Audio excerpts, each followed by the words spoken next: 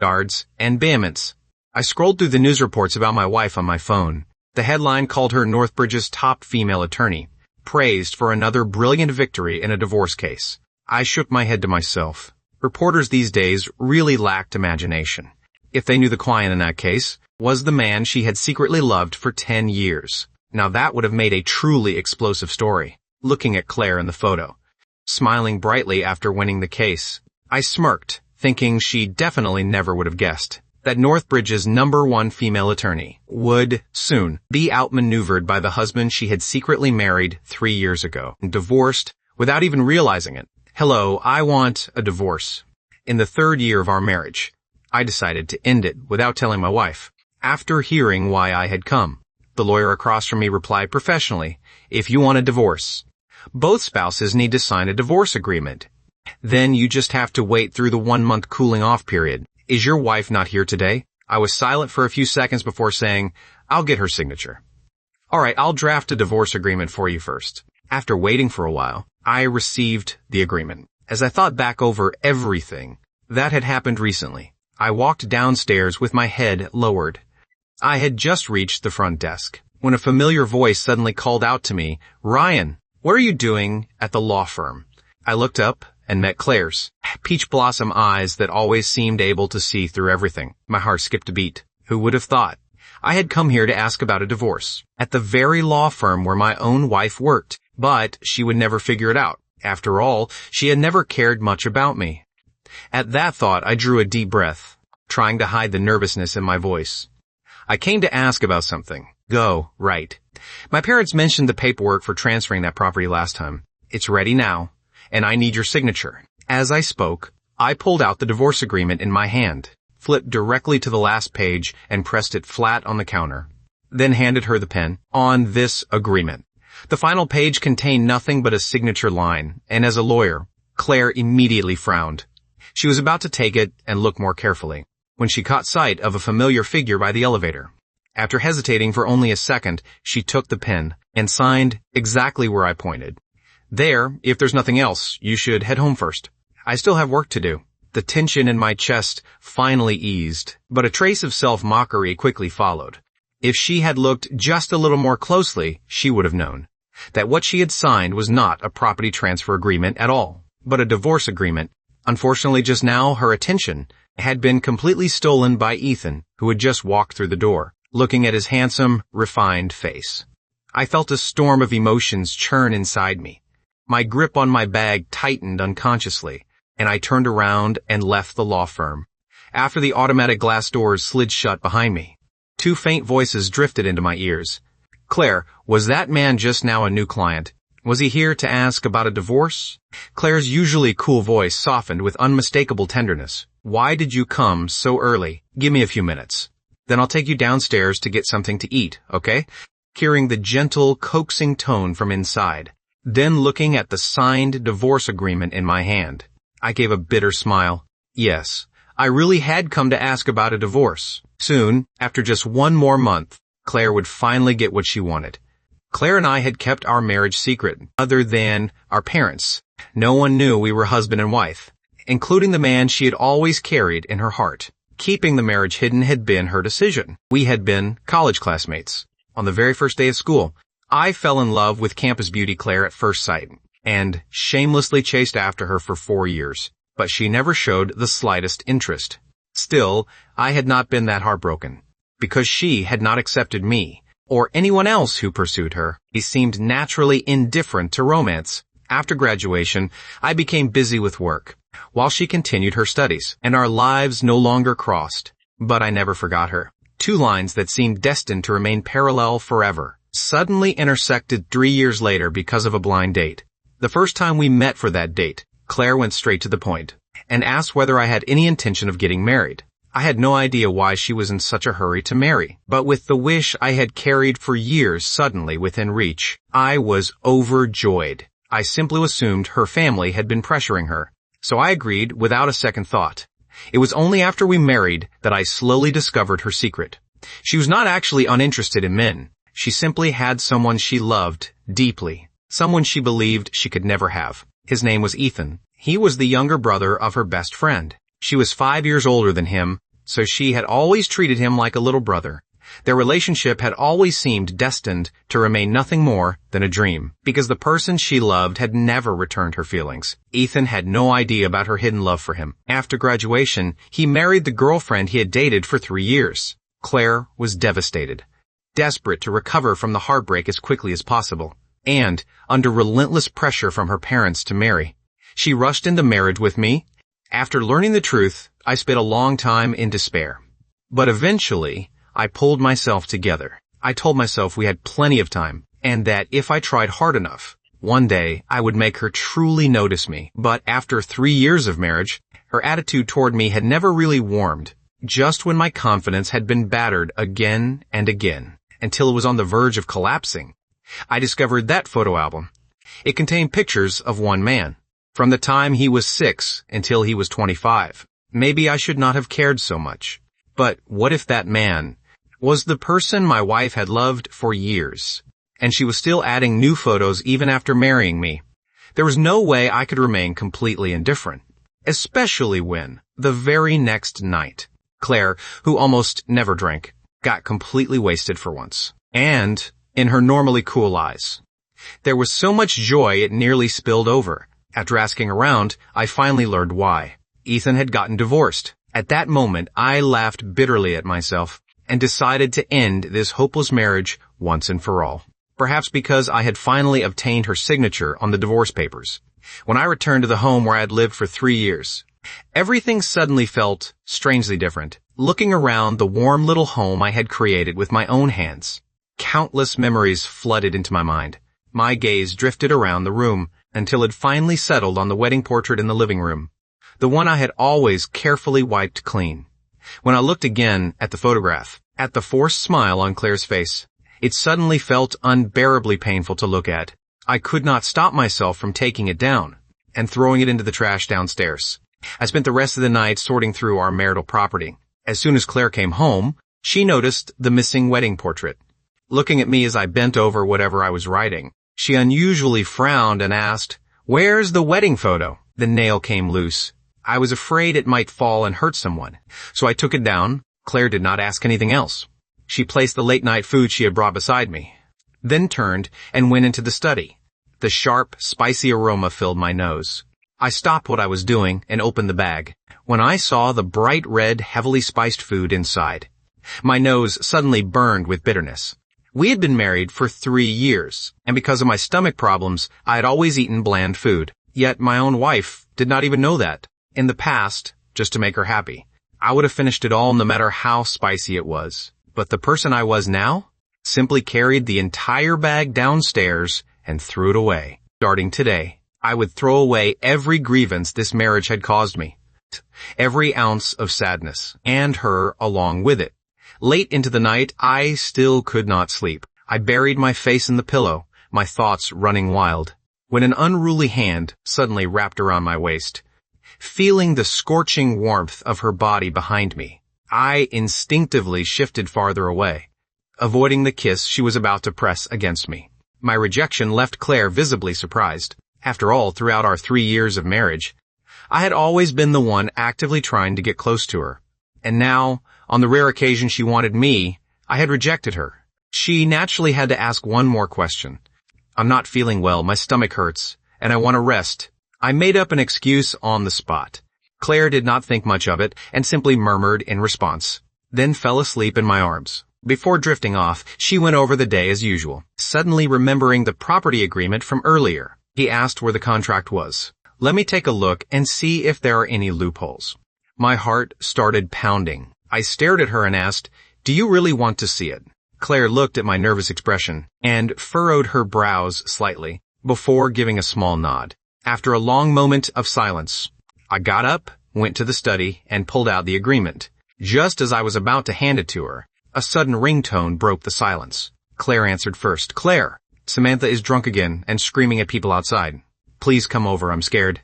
Remembering Ethan's crazy ex-wife, Claire's expression changed instantly. She threw on her coat and prepared to rush over. Watching her hurried figure, I called after her, "Is it that guy who's getting divorced? Did something happen again?" Claire was about to answer honestly, but worried I might overthink things this late at night. So she deliberately made the situation sound more serious. His ex-wife got drunk again and is outside with a knife. I'm taking the bodyguards over to check on him. Otherwise, his life might actually be in danger. I did not try to stop her again. I only reminded her to be careful. After Claire left, I stayed awake until the sky began to brighten. I picked up my phone to check the time and noticed that Ethan, whom I had secretly added a couple of days ago, had posted a new update. In the video, a crimson sun slowly rose between the mountains. Golden light spilled across the entire sky, while amazed cries sounded from every direction. Then the camera shifted, and Claire's figure flashed briefly across the screen. The darkness of yesterday is over. Everything is about to begin again. As I stared at those final words, frozen on the screen, my chest tightened. A dull ache slowly spread through me. It seemed Ethan had successfully ended his previous marriage, and with Claire, the star attorney of her law firm. Yes, helping him after loving him for so many years. The moment she heard the word divorce, she would naturally do everything in her power to help him. Now that he was single again, it probably would not be long before Claire asked me for a divorce and chose to be with him. I could picture that scene without even having to ask. A self-mocking smile appeared on my face, while my heart sank into desolation. This divorce was going to happen sooner or later.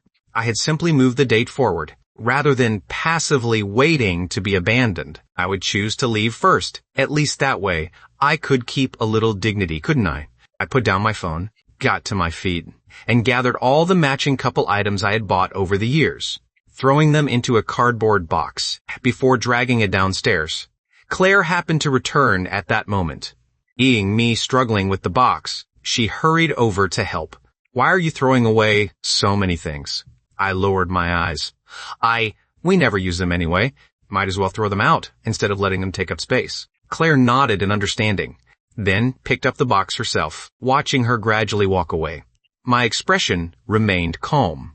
The truth was, if she had opened that box and looked inside, she would have realized that everything about to be discarded had once been something I treasured more than anything. With her intelligence, she should have been able to see through such an unusual gesture and realize that I was preparing to leave. There was still a chance for our story to change.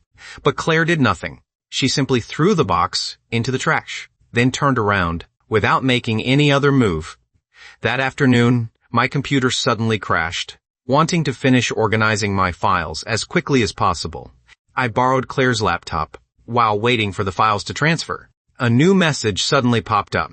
I clicked it without thinking and realized it was a message from her law firm, Claire. We're having a firm dinner tonight. Why don't you bring your boyfriend? The moment I saw the message, my fingers froze for several seconds. We had been married for 3 years, yet Claire had never publicly acknowledged our relationship. So in everyone else's eyes, she had always appeared to be single. That was also why, when I went to the law firm where she worked, not a single person recognized me. Would she agree this time? I did not know, and I did not dare hope. Claire, sitting beside me, saw the message on her phone and immediately looked up at me, as if she were studying my expression. Dawes, noticing her gaze. I gave her a faint smile. Are you going to take me to the dinner? What I really meant was, after 3 years, are you finally going to acknowledge me? Claire did not know how to answer. Her lips parted, but no sound came out. That brief silence felt like a blade, driving straight into my heart, leaving behind wave after wave of dull pain. I forced the ache down, inside it, and put on an indifferent expression, pretending to sound casual. I have something to do tonight anyway. Even if you wanted to take me, I probably wouldn't have time. The tension in Claire's body instantly eased, and her expression returned to normal. Then I'll take you next time when there's a chance. I did not respond. I raised a hand to cover my eyes, and silently answered her in my heart, Claire. There won't be a next time. That evening, Claire went to the dinner alone. The moment she walked in, several drunken coworkers surrounded her. It's been 3 years, and you still haven't brought your boyfriend around. Come on, Claire, that's not fair. At least let us meet our future brother-in-law. How long are you planning to keep him hidden away? With her coworkers all urging her on, Claire opened her phone. There were 2 possible choices. One was Ethan. The other was me, and after hesitating for a long time, she ultimately tapped Ethan's profile picture. and sent him a message. Not long afterward, Ethan followed the address and arrived. The moment he pushed open the door, everyone in the room lit up and immediately became excited, praising Claire for having great taste. After several rounds of drinks, Attorney Bennett needed to use the restroom, so he handed a file he was holding to Claire and asked her to take it downstairs and give it to a man. It was a simple favor, so naturally she did not refuse. She took the phone number and headed downstairs, while casually glancing through the documents inside. After waiting for a while without seeing anyone, she took out her phone and entered the number. But then she realized the number was already saved in her contacts. The moment she saw the name Ryan, Claire froze on the spot. She pulled the agreement out of the file and was just about to open it for a closer look when a pair of glaring headlights suddenly shone toward her. She raised one hand to shield her eyes, then looked up and stiffened when she saw me. Holding up the document, she questioned me. Divorce Property Settlement Agreement. Ryan, what is the meaning of this? I was just as surprised that she had discovered it, but I kept my expression calm and lied. My aunt is getting divorced. I helped her arrange a meeting with Attorney Bennett, but Claire's instincts told her that things were nowhere near as simple as I claimed. She frowned and was about to open the agreement to find out the truth, when a hand suddenly reached out from behind her and wrapped around her arm. Claire, weren't you meeting a client? Why have you been gone so long? Seeing Ethan press himself so intimately against her, Claire immediately lost her composure and became completely flustered. She did not even dare look at my expression, much less know how to explain herself. But, compared with explaining, she was even more unwilling to push away Ethan, who had taken the initiative to get close to her. Yet I was far calmer and more composed than she had imagined. I stepped forward a couple of paces and took the agreement from her hand, then gave a slight bow. My tone distant as I said, "Thank you, Attorney Claire. My friend and I still have some divorce matters to deal with, so we won't bother you any longer." The night breeze swept through the car window, tossing my hair around the entire way home. The image of Ethan standing beside Claire kept replaying in my mind. Maybe I had been hurt too many times, because by now I could no longer even feel the heartbreak. All that remained was endless exhaustion, a 30-day cooling-off period. Could 30 days really feel this long? I rubbed my aching eyes, and in a moment of distraction, failed to notice the car ahead illegally reversing. I crashed straight into it. After a deafening impact, my leg became trapped by the twisted car door. Blood poured down it. Within seconds, all the color drained from my face. Cold sweat broke out across my forehead. Even through the excruciating pain, I managed to stay calm enough to call 911 for an ambulance. After I was taken into the emergency room, the doctor examined me. The injury was not life-threatening, but I still needed a minor procedure to treat it, and they asked me to contact a family member. My parents lived in another state, so I called Claire. But even after more than a dozen calls, she did not answer a single one, thinking about how she was surrounded by coworkers and friends, with the man she secretly loved right beside her. She was probably drinking and talking happily about life. Why would she have time to answer my calls? The nurse beside me noticed I could not reach anyone, and could not help asking, "Sir, can your wife really not come?" I shook my head, and replied calmly, "We're already getting divorced. In a little over 10 days, it'll be completely over." The nurse clearly had not expected that answer, and looked stunned. "But you're technically still married, aren't you? Surely she can at least come sign the paperwork." Thinking back on our 3 years of marriage, I was suddenly overwhelmed with emotion just to have dinner with her. I had waited until late at night countless times, only to receive a message saying she had to work overtime and would not be coming home, and just so we could have something in common to talk about. I had studied laws and legal regulations, only for her to crush my confidence by calling me an amateur, just to make her happy. I had carefully prepared birthday surprises, only to hear her say she was tired and did not have the energy from beginning to end. I had been the only one desperately trying to hold this relationship together. Every single thing proved that she had never loved me.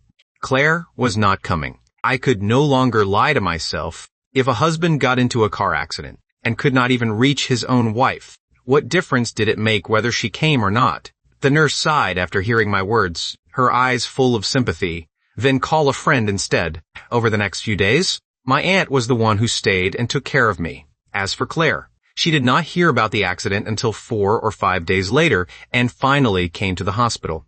The moment she walked in and saw the injury around my ankle, confusion appeared on her face. "You were in a car accident.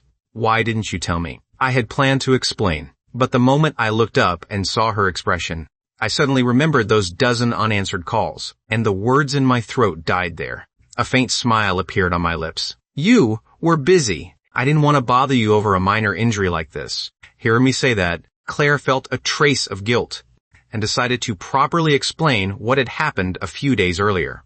That night, Ethan and I only happened to run into each other. "Don't overthink it. Has his divorce been finalized?" Hearing me ask that out of nowhere, surprise flashed through Claire's eyes. But she still answered honestly, "Yes, it's finalized. They're divorced now," and my smile grew even wider. I said softly, "Then congratulations.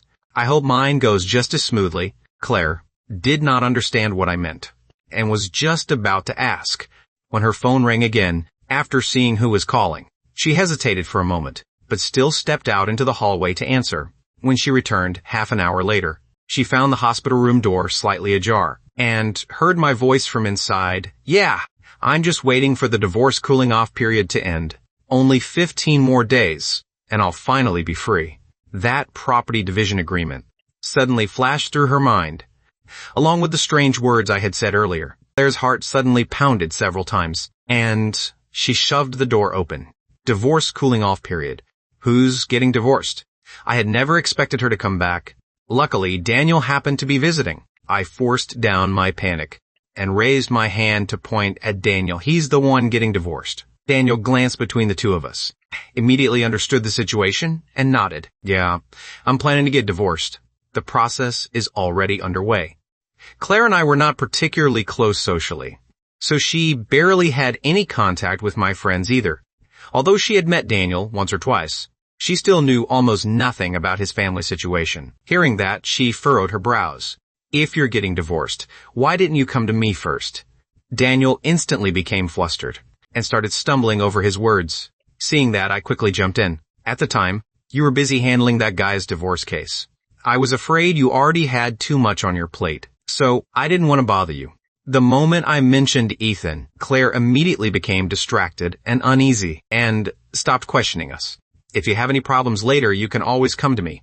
Although we managed to cover everything up with just a few words, I did not feel relieved at all. With Claire's professional instincts and sharp awareness, there was no way she should have missed all the unusual details behind everything that had happened. But whenever Ethan was involved, it was as though she lost all reason and judgment and tossed every doubt straight out of her mind. People always said love made you blind. Now I finally understood what that meant. I watched Claire's fingers rapidly tapping across her phone as she sat there restlessly and silently counted down how long it would take before she left. I kept counting until I reached one. Sure enough, she stood up, making up an excuse to leave.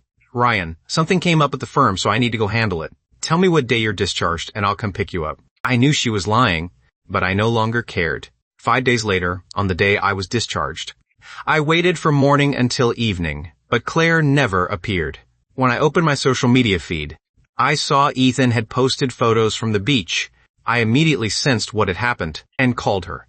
Before I could even say anything, the sound of ocean waves through the phone had already exposed everything completely. But Claire seemed entirely unaware and casually gave me another excuse. "Ryan, I'm out of town on a business trip right now. Did something happen?" She had indeed forgotten she was supposed to pick me up from the hospital. No matter how many times it happened, Ethan would always be more important, while I would forever be her second choice behind the man she could never have. Fortunately, I had finally woken up. I no longer wanted to stand behind her like a fool and wait. I did not remind her, nor did I expose her lie. I simply showed the same concern I always had. "When did you leave, and how long will you be there?" "I came the day before yesterday. I'll be back tomorrow." "All right," I murmured, then casually told her to take care of herself, and hung up. After calling a cab for myself, I stood by the roadside and opened my calendar, carefully counting down the 10 days left until the divorce. Only 10 more days until I was completely free. By then, the world would be wide open before me, compared with finally living freely on my own. Something as small as having no one pick me up from the hospital meant nothing. There was no reason to keep dwelling on it. After returning home, I originally planned to speed up the move, but my leg had not fully healed yet, and moving around was still inconvenient. So I hired a moving company to come to the house. Cardboard boxes of every size soon filled the living room. Several movers busily packed everything up, carrying boxes in and out through the wide-open front door. When Claire got home and saw the chaotic scene, she hurriedly asked what was going on. Why are there so many boxes? I gave her the explanation I had prepared long ago. That apartment we talked about has finally been renovated. It's closer to where you work, so let's move there. It'll be more convenient. Thinking of the property agreement she had signed last time, Claire nodded. After changing her shoes, she walked over and sat on the couch. While going over the layout of that apartment in her mind, she casually chatted with me. Don't you like growing flowers? We can leave the east-facing balcony empty for your plants. How does that sound after a few seconds of silence? I quietly said, no need. I've already given up that hobby. Claire instinctively looked toward the vase on the table, filled with fresh lilies. She had the feeling I was not telling the truth, and was about to persuade me further, when she suddenly noticed that the boxes the movers carried out seemed to contain only her belongings. So she unconsciously changed the subject. Why are they only moving my things? What about yours? I already moved mine, hearing how quickly I answered. Claire assumed I meant that my belongings had already been moved to the new place. So she did not ask any further and got up to pour herself a glass of water, then casually reminded the movers, please make sure every box is labeled properly, and don't put anything in the wrong room once you get there. I quietly looked at her, my eyes flickering slightly, as I swallowed back the words I almost said. There won't be any mix-up, because the new home will only contain your things. After everything had been packed up, Claire helped me downstairs first. The moment we stepped out of the elevator, we ran straight into Ethan, and his younger sister, Emily. Everyone froze for a moment. Claire had never expected this situation. A flash of panic crossed her eyes. She released my arm and took 2 steps forward, positioning herself in front of me. Why are you two here? Ethan raised an eyebrow. Emily said she wanted to come see your new place, and I've never been here either, so we got the address from your parents, and thought we'd surprise you. But Ethan's gaze remained fixed on me. If he remembered correctly, he had seen me at least twice before, once at the law firm, and once outside the bar. A strong sixth sense made him increasingly curious about my identity. So he smiled and tested the waters. Claire?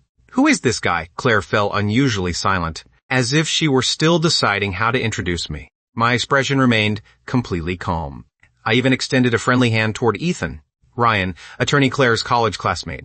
I'm going through a divorce right now, so I came to ask an old classmate for some help, and I just happen to be moving as well. My words snapped Claire back to her senses. She first gave me a guilty glance, then followed my lead and introduced everyone, although everything appeared perfectly normal. Ethan still felt something was off, but with so many people around, he could not keep questioning us. Instead, he urged his sister to help with the move.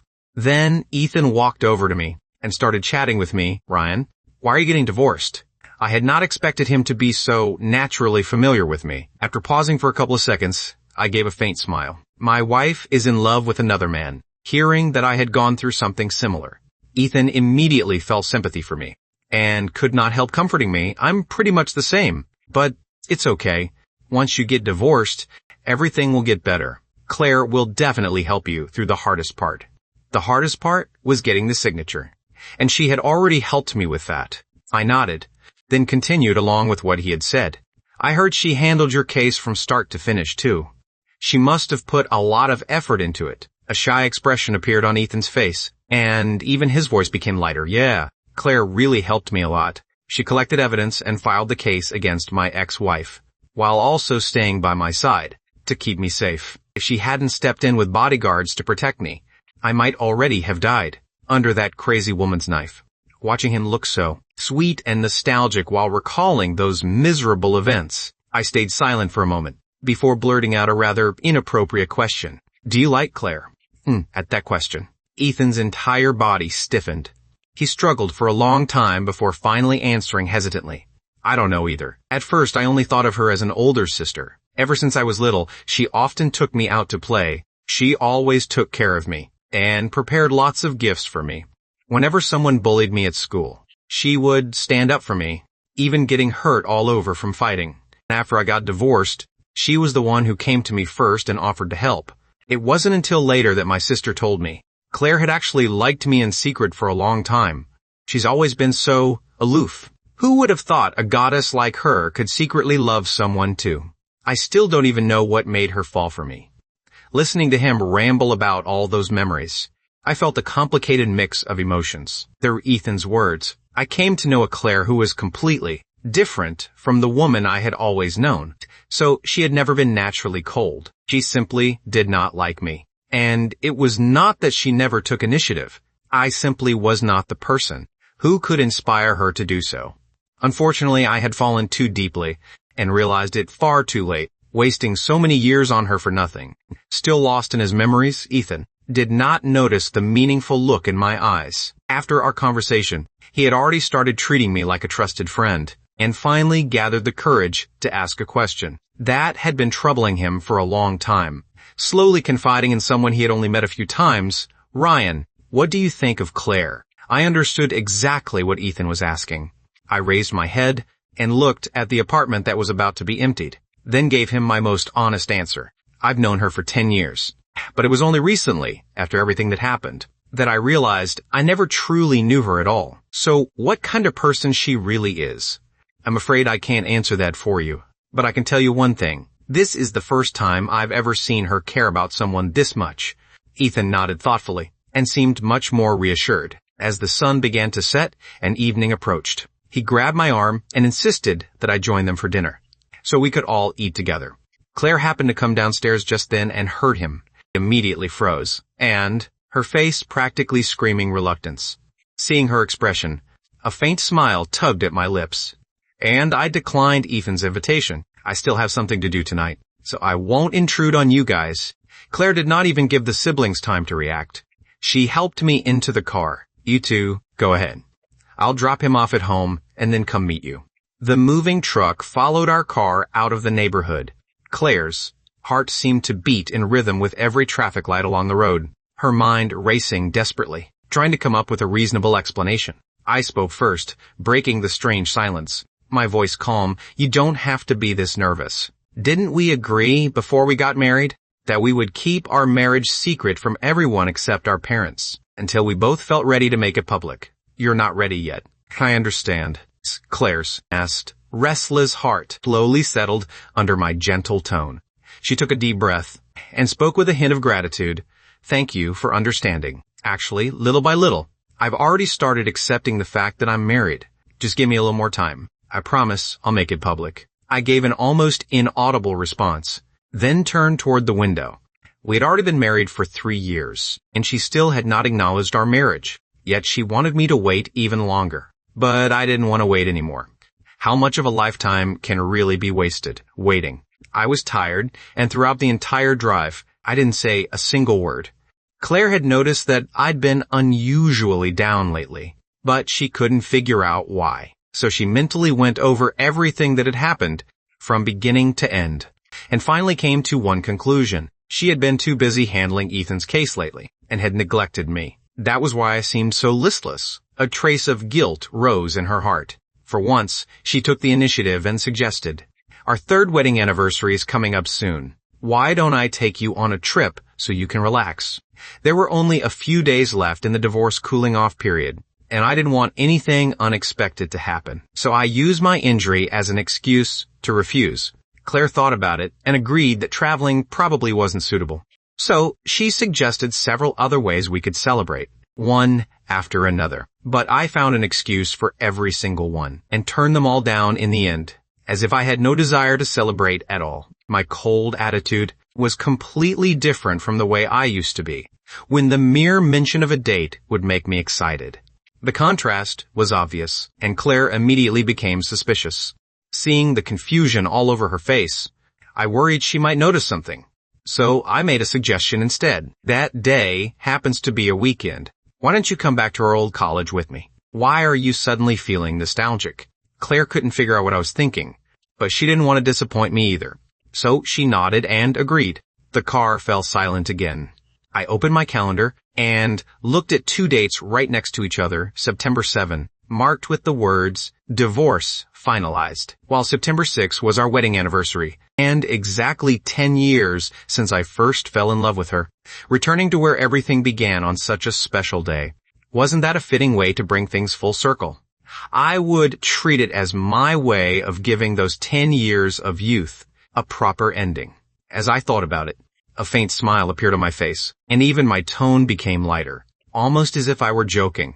You're not going to stand me up again this time, are you? A rare smile appeared on Claire's face. When have I ever stood you up?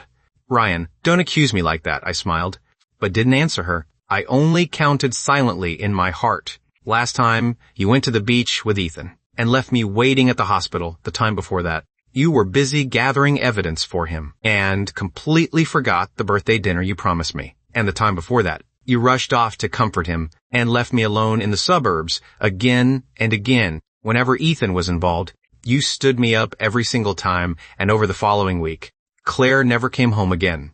Every morning, the first thing I did was tear another page off the wall calendar. I stayed alone in the empty house, slowly clearing out the last of my belongings.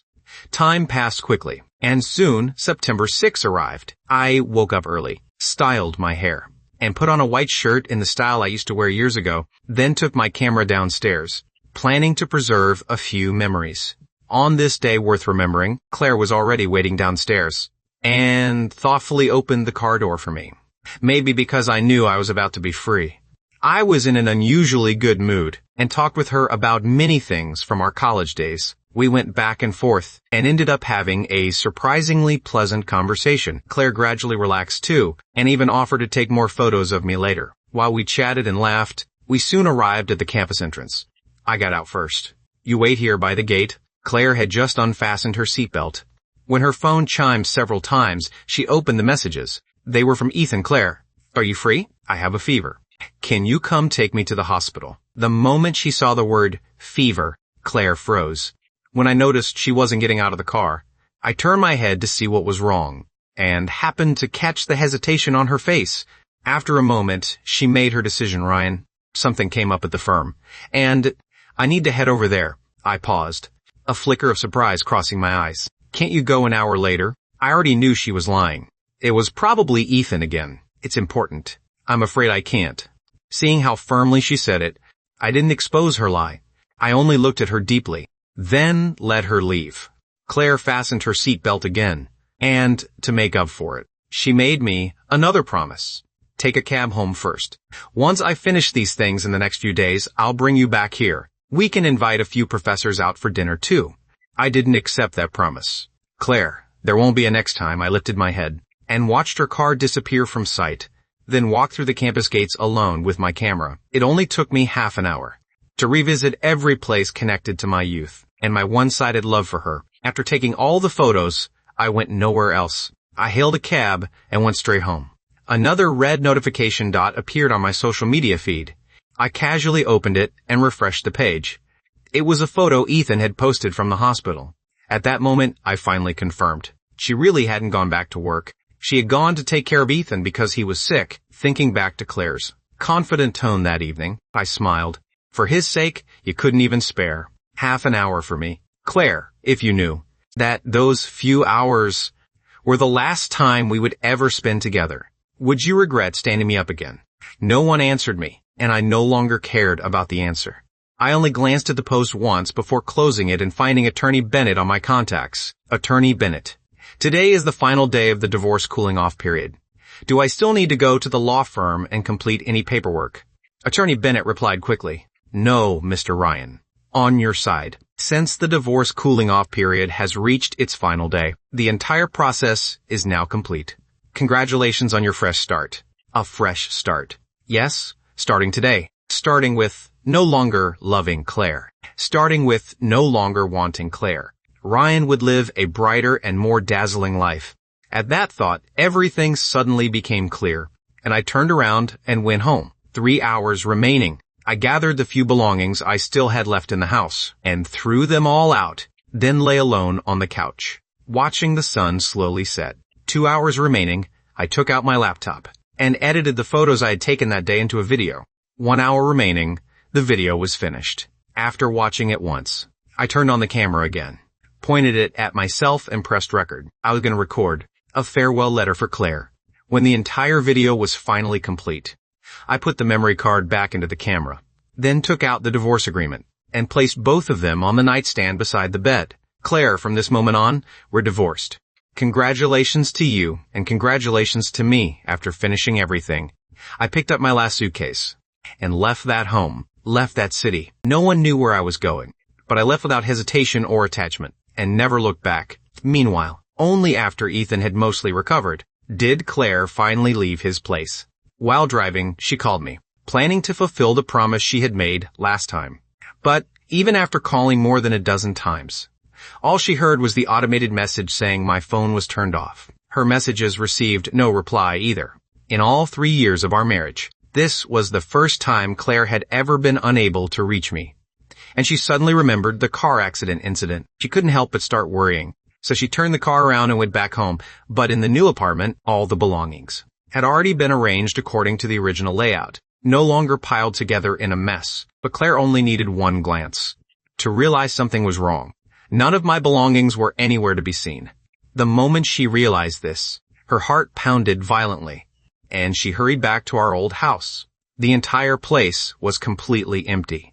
She searched every room inside and out, but there was no sign of anyone. It wasn't until she entered the bedroom that she saw a camera sitting on the nightstand, along with a stack of documents.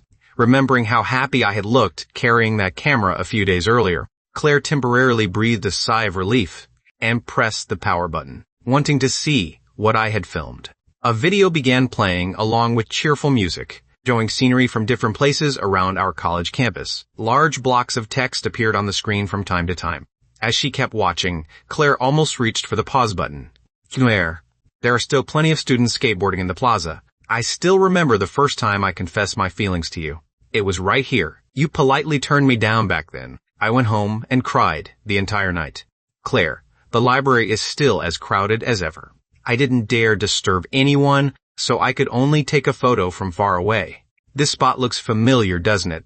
It used to be your favorite place. Claire, this is the road you always took home. And I secretly followed behind you along this road for 4 years. As one scene after another played, Claire seemed to return to 6 years ago, to those carefree days of youth. Thinking back on that time, and remembering how I used to chase after her, a smile unconsciously appeared on her lips. The music ended, but there was still 1 minute left in the video. I thought it might be some kind of secret surprise, and couldn't help looking around the room. But I was nowhere to be seen, filled with confusion. She pressed play again. After several seconds of black screen, my face appeared in the center, seeing my red eyes and exhausted expression. Claire suddenly felt an ominous sense of dread. Claire, this year marks the 10th year since we met, and also the 10th year since I fell in love with you. Hard to believe, isn't it?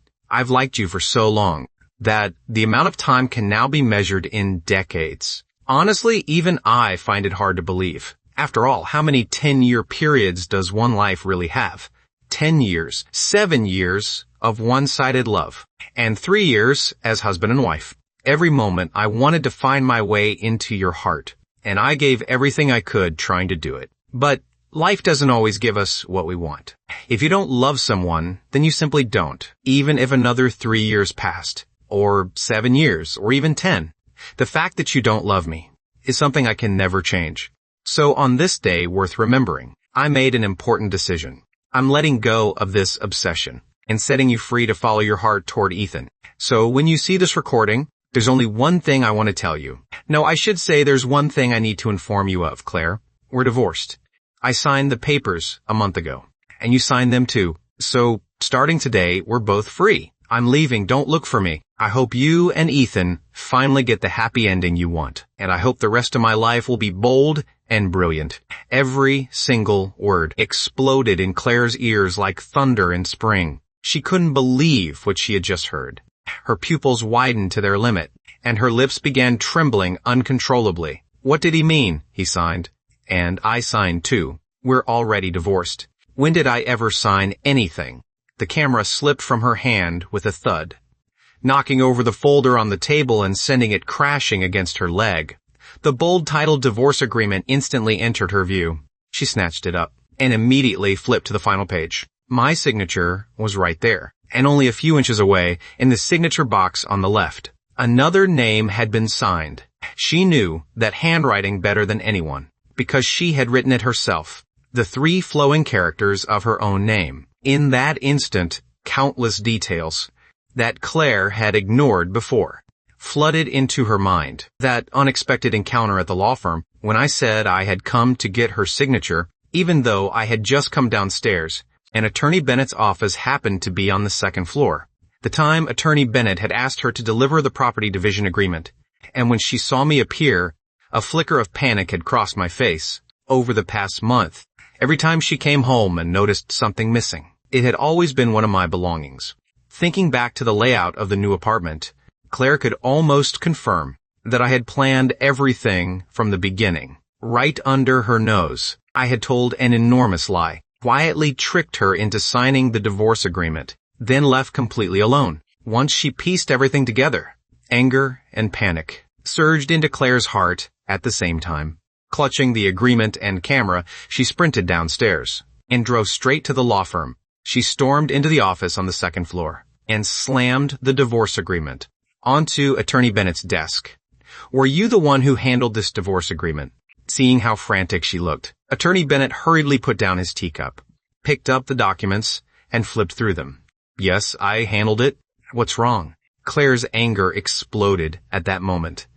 She had completely lost her composure and no longer cared that they were colleagues as she shouted, "Basis. Ryan's case, why didn't you tell me about it beforehand?" Attorney Bennett had no idea what was happening and looked completely baffled. This case followed every proper procedure. It was already submitted for review. There wasn't any problem with it. Why would I have needed to tell you beforehand? Because it has everything to do with me. Why didn't you tell me? Hearing her accusation, Attorney Bennett's mouth fell wide open, and he hurriedly flipped to the last page to check the wife's name. Claire. Mr. Ryan's wife is Claire. Claire is married. Wasn't she single? Attorney Bennett's mind filled with confusion, and his expression changed repeatedly. I had no idea Mr. Ryan was your husband. Aren't you single? Those words were like a bucket of cold water, instantly extinguishing Claire's raging anger. Once reason returned to her mind, she realized how badly she had lost control, and quickly apologized. Attorney Bennett didn't take the outburst personally. Instead, he took her hand and eagerly asked what had happened. But Claire was desperate to find me, and had no patience to explain. Attorney Bennett, I'll explain everything when I have time. Can you give me Ryan's contact information first? He's disappeared. You were the attorney handling his case, so you must be able to contact him. Before I left, I had indeed left behind a phone number and an address. But as a veteran attorney who knew the rules inside and out, Attorney Bennett firmly refused Claire. You work in this profession too. Illegally revealing a client's private information is against the law. Don't put me in a difficult position. Mr. Ryan is your husband after all. If you think carefully, you'll definitely find a way to contact him. Don't panic. Just take your time looking. His emotions have been very stable lately. Nothing bad is going to happen to him. Attorney Bennett had greatly overestimated Claire's situation. Although we had been married for 3 years, he didn't have the contact information for any of my family members, or any of my friends. She couldn't even reach my parents. He didn't even know where my hometown was. She truly had no way to contact me, so she began pleading with him patiently, trying to wear Attorney Bennett down with persistence. But no matter how long she argued, Attorney Bennett gave her only one answer. I can't disclose that information. Claire truly had no other choice, so she could only settle for the next best option. She wrote a letter and asked him to forward it to me. When work ended, Attorney Bennett messaged her saying I had seen it, but hadn't replied. Claire hurriedly opened her messaging app, wanting to send me a message, only to discover that my profile picture had turned gray, and the account was marked as deactivated. After the divorce, just to completely cut off contact with her, had I really gone that far? In the 10th year since we met, Claire suddenly felt as though she were meeting me for the first time. After leaving Northbridge, I went to the train station, randomly pointed at a destination, and bought a high-speed train ticket, beginning my first trip after the divorce. After traveling all day from north to south, The temperature gradually rose, and the air became more humid, carrying my luggage. I arrived in a completely unfamiliar city called Riverton, unlike the fast-paced life in Northbridge. Everything in this small city seemed to slow down. After leaving my luggage at the hotel, I began wandering around with no destination in mind. I ordered a bowl of rice noodles, then sat on the bustling street sipping a cold drink, feeling my entire body and mind relax. My phone chimed. There were only a handful of contacts on my new account. I opened the notification and saw 2 messages from attorney Bennett. Ryan, you were getting divorced. Why didn't you tell me who you really were first? Man, now I'm the bad guy for refusing to give her your contact information. Claire got furious with me. She wrote you a letter and asked me to forward it. Take a look when you can. I had expected Claire to be angry, but the fact that she had actually written me a letter really surprised me. I opened the document and saw page after page of text. The first thing my eyes landed on was the word count, 8,000 words. It was just a divorce. Did she really need to write 8,000 words? Was that really necessary? Was the whole thing just going to be accusations against me? But now that I had finally escaped the prison of that marriage, I was in a great mood and didn't want anything ruining it. With that thought, I closed the document immediately, muted my phone, and dug into the bowl of noodles that had just been served. After finishing it, I wandered through the night market alone, eating whatever caught my eye. All the complicated emotions buried in my heart turned into appetite and slowly disappeared. When I returned to the hotel that night, I first sent attorney Bennett a quick thank you, then sent a document back. When Claire received it, the heart that had been hanging in suspense finally relaxed a little. She opened it full of expectation, only to freeze. Too long, didn't read. We're divorced, don't contact me, just 2 simple lines. Yet they stirred up enormous waves. In the lake of emotions, she had only just managed to calm. Her fingers flew across the screen, typing another long message to send me. But remembering those words, too long, she could only hammer the delete key in frustration until her patience finally ran out. She threw her phone onto the bed and collapsed weakly onto the floor, closing her exhausted eyes. Inside her chaotic mind, scenes from that video began flashing again. She reached out and picked up the camera from the table, opened the video and dragged it to the end, watching that part over and over again, until finally stopping at the moment Ethan appeared. 36 hours after I left, Claire finally found the reason I had divorced her. So, I knew about her and Ethan. The moment that thought appeared, Claire's heart skipped a beat. An unprecedented panic surged through her. She clutched her head and desperately searched her memories, trying to figure out exactly where she had slipped up. One memory after another surfaced, until she stopped at the day we moved, while she and Emily had been running up and down the stairs. Ethan and I had apparently been alone for a while, but thinking back carefully, that day had already been the 9th day of the divorce cooling-off period. Even if I had accidentally learned something then, I couldn't have predicted everything beforehand. The true beginning of it all could only have been when we ran into each other at the law firm, when I told her it was a property agreement and tricked her into signing it. Once Claire remembered what had happened the day before that, her face instantly turned deathly pale. After learning that I had accidentally discovered that photo album, Claire couldn't sleep all night. For the entire night, her mind kept replaying everything that had happened over the years. Bacula. If, during those earlier years, she had been chasing after Ethan, then throughout the 3 years after getting married, she had been learning how to let him go. From the moment he married his ex-wife, she had decided to treat him only as a younger brother from then on. As for me, the man who had always chased after her, Claire had originally seen me only as a friend, perhaps because we both knew the pain of loving someone we could never have. She had always felt guilty toward me, and that guilt had lasted for many years, until we met again 3 years ago. The moment she saw me again, he knew I still hadn't let her go. So for a long time after her parents began pressuring her to marry, she kept asking herself the same question. Should she listen to her parents and marry some stranger from a blind date, or accept me and give me a chance? In the end, she thought that if she married me, at least I wouldn't have to suffer the way she had. The younger Claire believed granting my wish would erase the despair of loving someone who didn't love me back. But back then, she didn't yet understand that getting something other than what you truly wanted sometimes could be even harder to accept than never getting it at all. And fulfilling someone else's wish wasn't easy either. On one side was the abyss of pain from what she had already lost. On the other was the marriage she was about to enter. She struggled between the two until she felt as though she were being torn in half, on the verge of breaking down. She proposed that we keep our marriage secret, and I agreed without hesitation. Claire entered the marriage not knowing how to forget one person, and not knowing how to build a marriage with another, completely lost and confused. During our 3 years of marriage, she rarely contacted Ethan, and only saw him occasionally at group gatherings. Any group photos that happened to include him, she placed into that album as the days passed. As the days passed, she slowly tried to let go of that obsession. But letting go was never easy. After so many years of habit, her gaze would still unconsciously settle on him. Her emotions would still fluctuate because of him, especially after learning that he was getting divorced. She desperately wanted him to escape that painful situation and start a new life. That was why she had gone to such lengths to help him.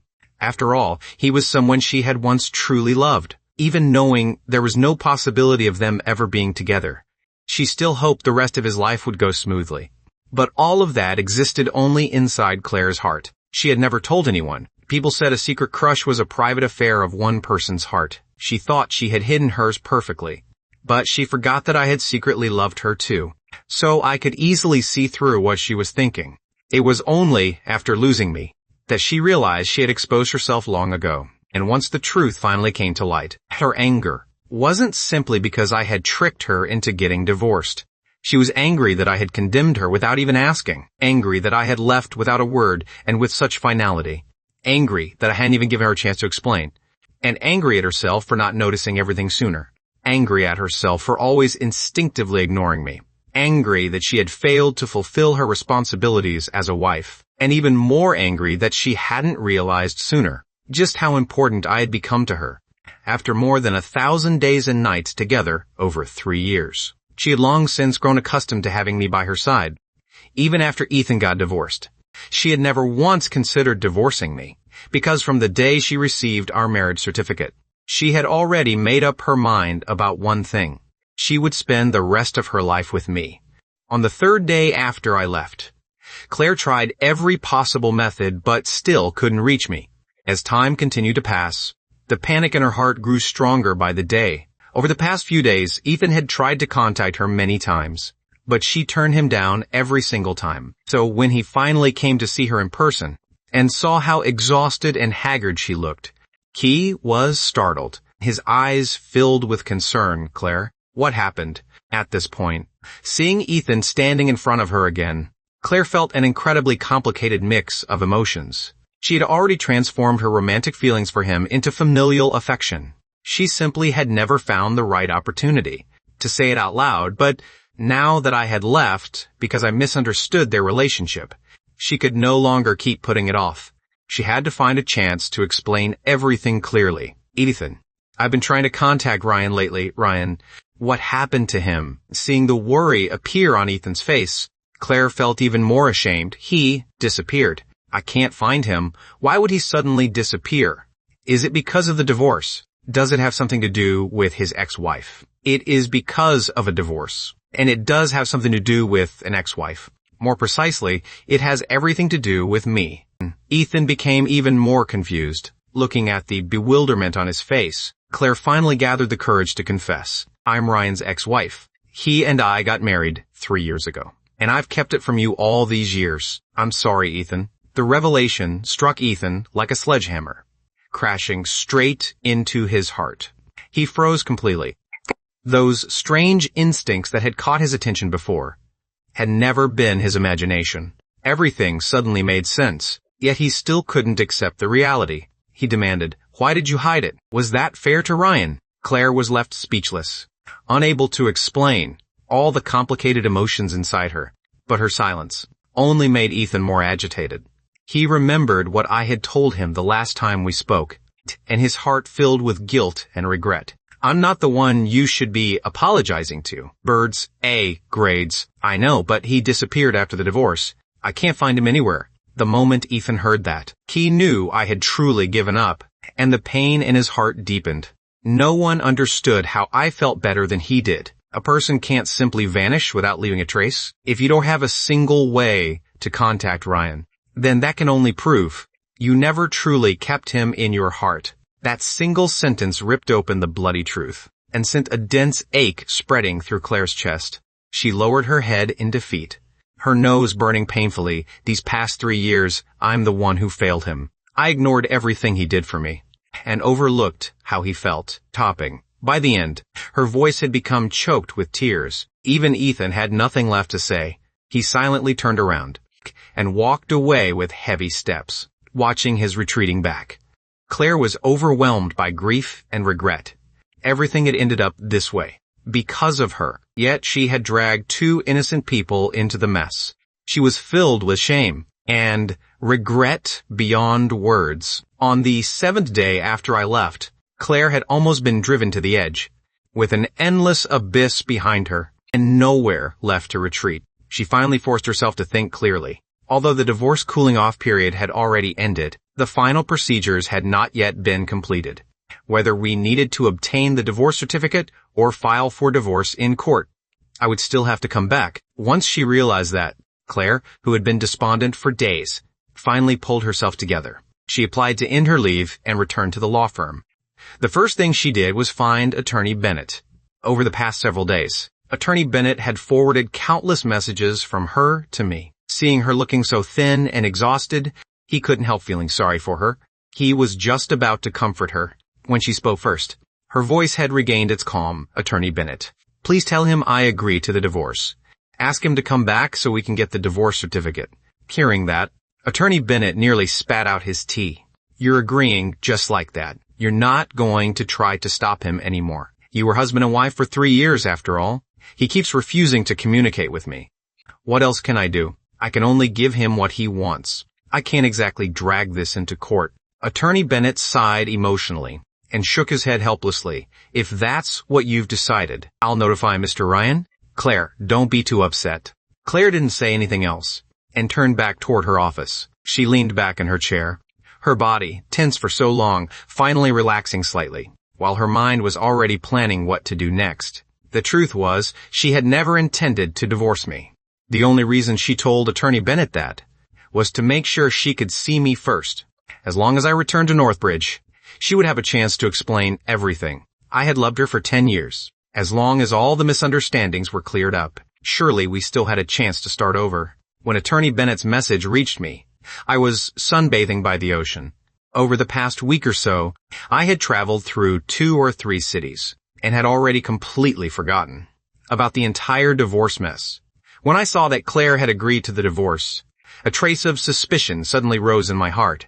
She had been bothering me non-stop these past few days, and now she agreed this quickly.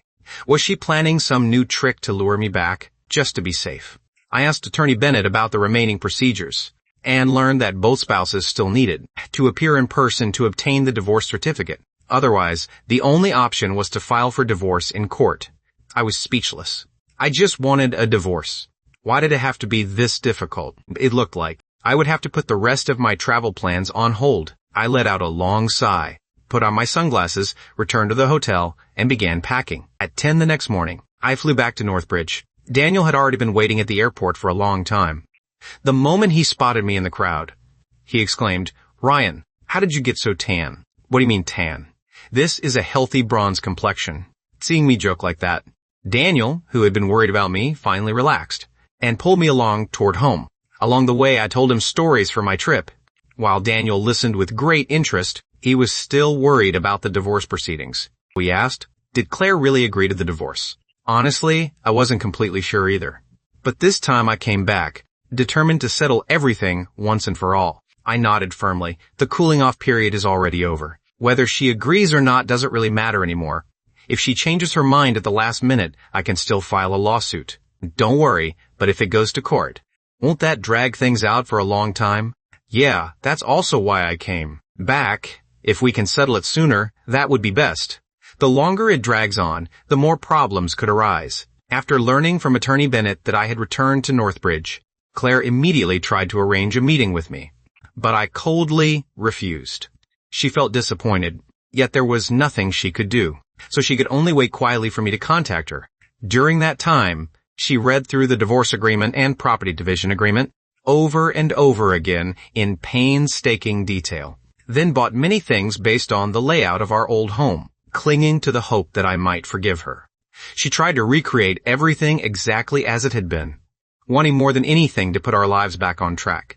As the days slowly passed, near the end of September, she finally received a call from Attorney Bennett. I had agreed to meet her, but the meeting place was outside the Civil Affairs Bureau. All of Claire's hopes instantly collapsed.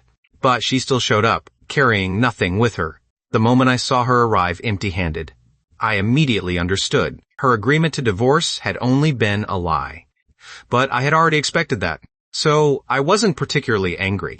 There was only impatience in my tone. You agreed to the divorce, yet you brought nothing. Is this your idea of sincerity? We hadn't seen each other for more than half a month, and the first thing I mentioned was divorce. A trace of sadness flashed through Claire's eyes. She stared at me without blinking, trying to find even a hint of sadness or reluctance. Only then would she have confidence that she could keep me, but my expression was as calm as still water.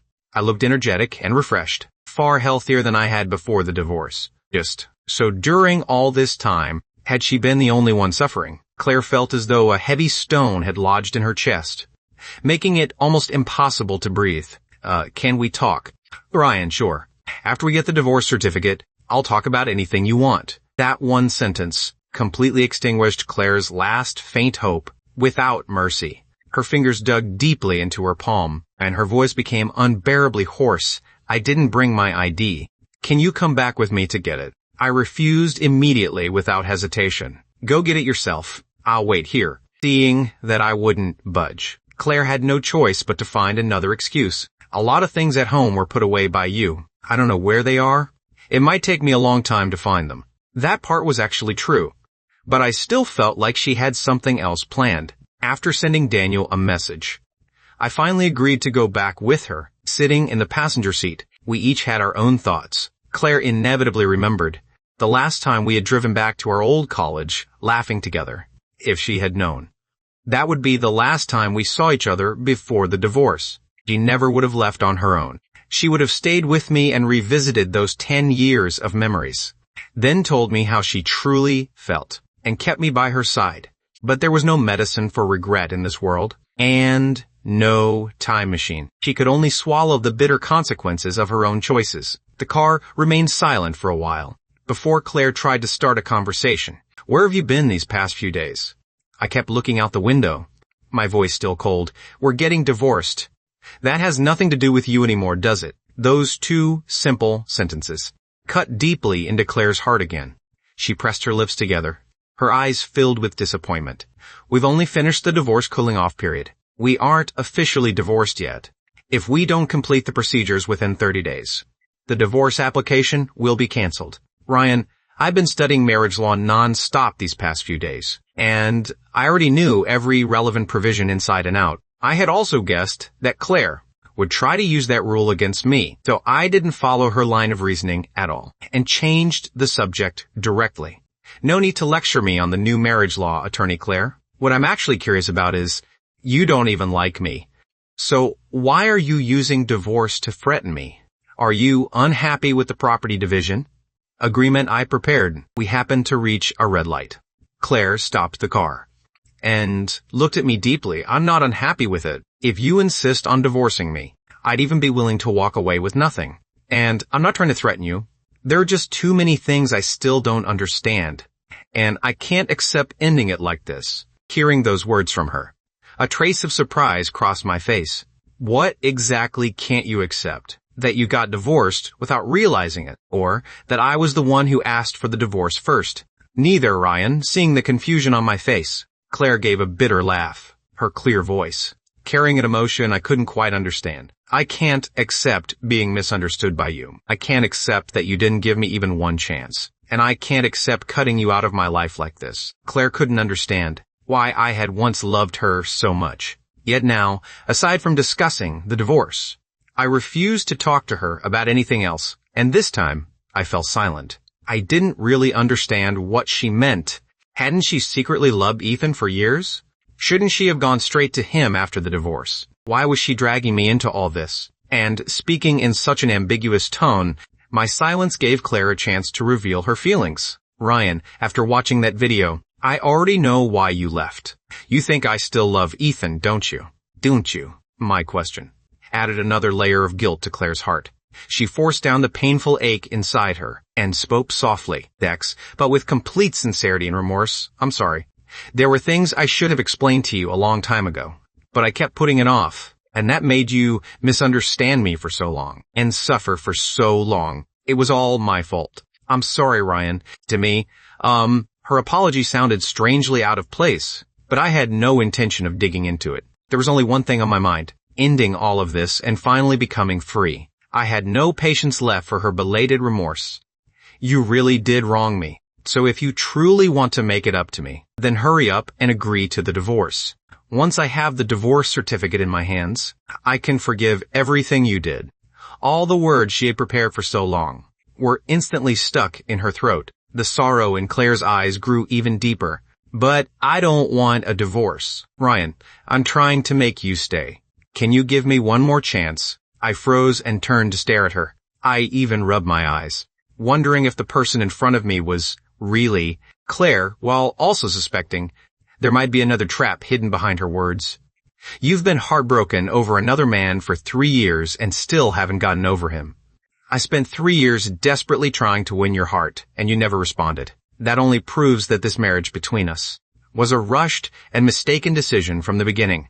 The only reason I want a divorce is to correct that mistake. Now Ethan is divorced, and he seems interested in you too. Shouldn't you support my decision and bravely go after your true love?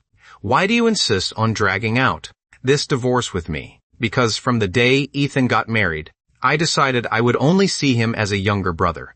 BP. Because, from my perspective, our marriage was never a mistake. And it wasn't rushed either. I genuinely wanted to spend the rest of my life with you. After knowing Claire for so many years, this was the first time I had ever heard her say something so serious. Something that sounded almost like a confession. But I had already awakened from that 10-year impossible dream and finally seen reality clearly. A few words like these could no longer move me. I closed my eyes, avoiding her burning gaze. My tone calm and sharp. When you say that, do you even believe yourself?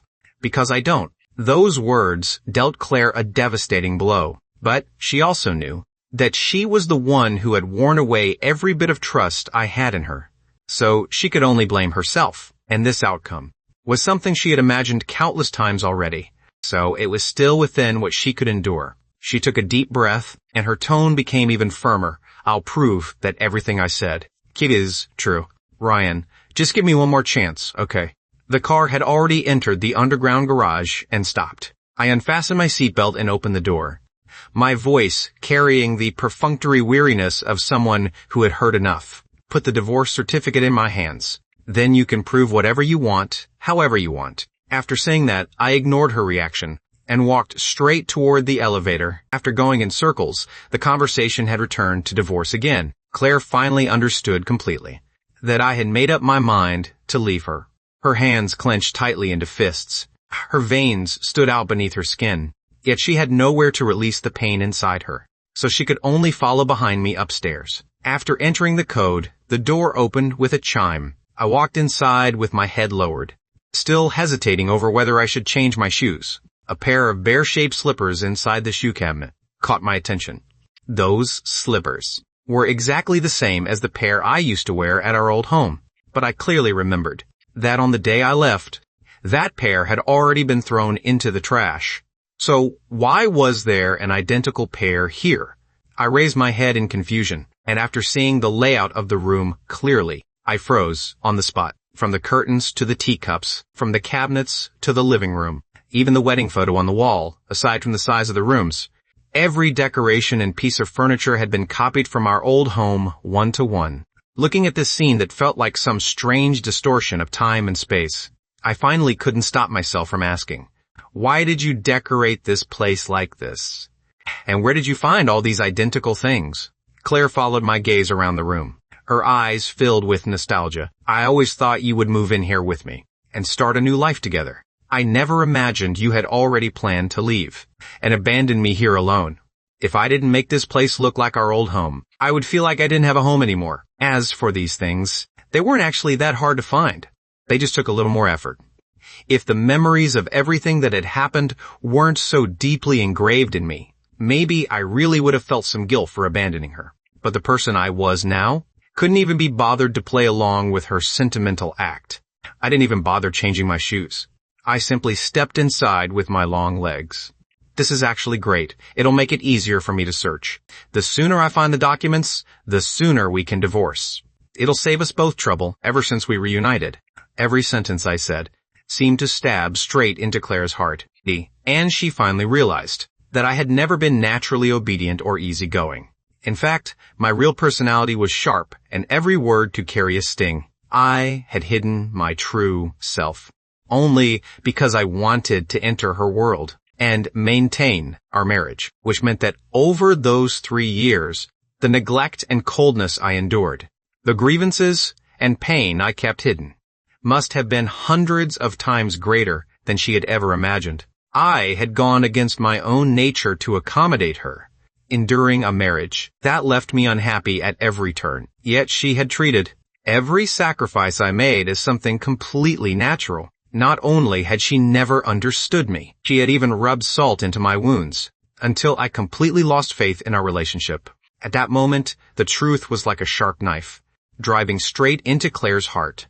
She felt as though every organ in her body was convulsing painfully along with each heartbeat, as if the pain wanted to tear her to pieces. She had no way to resist or stop it, and could only let it ravage her body, because everything was the consequence of her own actions. It only took me 10 minutes to compare everything against the information I had gathered and find all the documents I needed after carefully confirming that nothing was missing. I walked out carrying the file folder. When I saw Claire slumped near the doorway, I narrowed my eyes. What was she trying to pull now?